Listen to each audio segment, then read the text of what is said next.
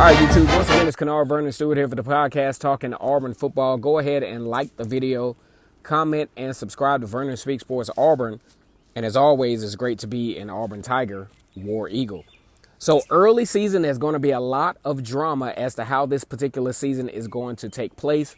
Auburn taking on Alcorn State, their first game, but have a big, hot, steamy date with North Carolina, a team out of the ACC, the second week of the season. Well, why is this such a big date for Auburn? Well, number one, you have a North Carolina team that returns about 10 starters on the offensive side of the football field, of a team that went 7-6. But if you dissect this schedule, there's a lot of games for North Carolina that could have gone either way, including a game against a potential college football playoff appearance team, Clemson. They only lost that game 21-20. And you talk about a coaching decision. Mac Brown made a coaching decision to go for it instead of tying the football game up and taking that game into overtime. Most of the polls that you look at as far as UNC has that 7-6 team from last year with a lot of starters coming back from this year, being at around that between number 17 and number 22 in the country. So why is there such a big buzz for North Carolina coming into this football season? Well, number one, you got a whole lot of guys coming back from that particular football team. They perform very well, even though their 7-6 team wouldn't dictate it. But they got Sam Howell, quarterback, coming back, a true freshman who was coming back, had 3,641 yards and 38 touchdowns and only 7 interceptions. And he's got a bunch of guys coming back around him. Running backs Michael Carter and Javonte Williams, all totaling a total of 2,000 yards. And then a pair of wide receivers, De'Ami Brown and Daz Newsome, who's coming back as well, which will make this thing even more interesting. And in their particular sub-conference, the winner, Virginia, 9-4, you take a couple of games that North Carolina played close, they could have actually been in that ACC championship game and possibly upsetting Clemson in that particular rematch. So that's where the challenge lies for the Auburn Tigers. Auburn Tigers returns KJ Britt, a huge force at the middle linebacker position. At Auburn, they like to call him the Mike linebacker. But they're going to have some challenges. One, they got to replace Derrick Brown and Marlon Davidson and a plethora of guys in the secondary. So North Carolina have some challenges of their own. If they want to make some national noise, how great would it be for North Carolina to start out with a win against UCF, who has been a strong force in the state of Florida as a college football team, going undefeated, and then having a very respectable season the next year, getting that win and possibly getting the win over Auburn.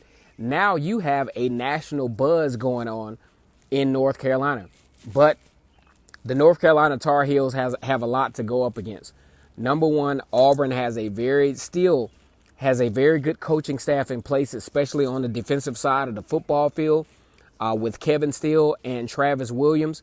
So you best believe that those guys will be prepared with a very solid linebacker core anchored by KJ Britt, and really with some very talented defensive linemen in Tyrone Truesdale, Daquan Newkirk, and TD Moultrie, who will make some make it a huge challenge for North Carolina week 2 in that game. You talk about very, very heavy at the line of scrimmage. So the biggest question is going to be, will North Carolina be able to withstand the physicality of Auburn in that first week, especially at a neutral site in Atlanta, Georgia? That's yet to be seen. But yet and still, North Carolina is in great shape. They have a great coach in Mac Brown, who has his teams prepared, all but, got really close to beating Clemson. One decision away from pushing that game into overtime. And one thing I like about the overtime is, like, you never know how that thing will go. I really was disappointed in the fact that Mac Brown made that decision and didn't give his kids a chance to possibly beat Clemson in overtime. Those guys had the momentum. They had, I mean, anything can happen. You look at Auburn back in, in plenty of situations where overtime wound up getting them the victory. So what is happening here? Well, North Carolina, normally a basketball blue blood, all of a sudden, because of recruiting and because of all of the returning starters, have a huge opportunity to have a big season in the ACC. And I think that's the reason why a lot of the North Carolina fan base are really looking at this season as a chance to get themselves on the map as a possible contender in the ACC. You got the emergence of Miami. You also have the emergence of possibility of Florida State, who also has a brand new coach with Mike Norvell, even though he's going through some controversies at this time. I mean, that doggone ACC subconference that North Carolina is in, if they don't cannibalize themselves so much, could have a double-digit win team out of that conference, that subconference.